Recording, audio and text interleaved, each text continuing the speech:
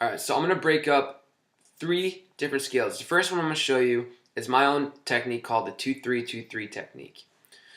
Alright, now these things right here, when you move them all, see these little lines? These are called frets. Alright, and these dots symbolize the numbers on these frets. So this is 3, 5, 7, 9, and then 12. Alright, and then of course we got 1, 2, 3, 4, 5, 6, 7, 8, 9, 10, 11, and then 12. So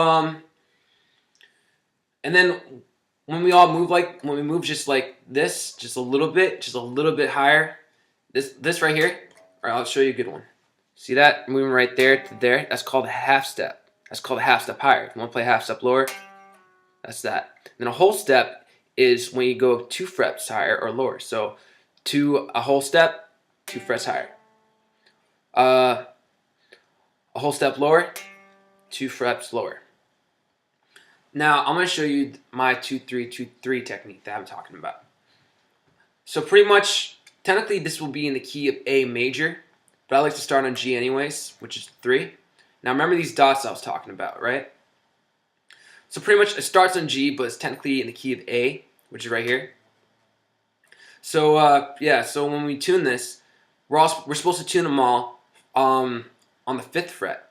So pretty much these two notes, the two notes right next to each other, you're supposed to put on E to the A.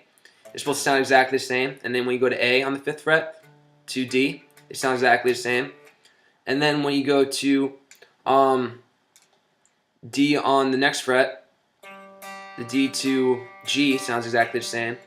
And then when you go to G to B, it's actually half step lower. It's actually on the 4th fret on the G string to the B, and that's technically B right there. And so that's the weird part. So all this 5, and then when you get to the G tuning to the B, it's like that. And then when you get to the back to the B to the E, it's back to the 5. And these two strings, the low E and the high E, exactly the same note.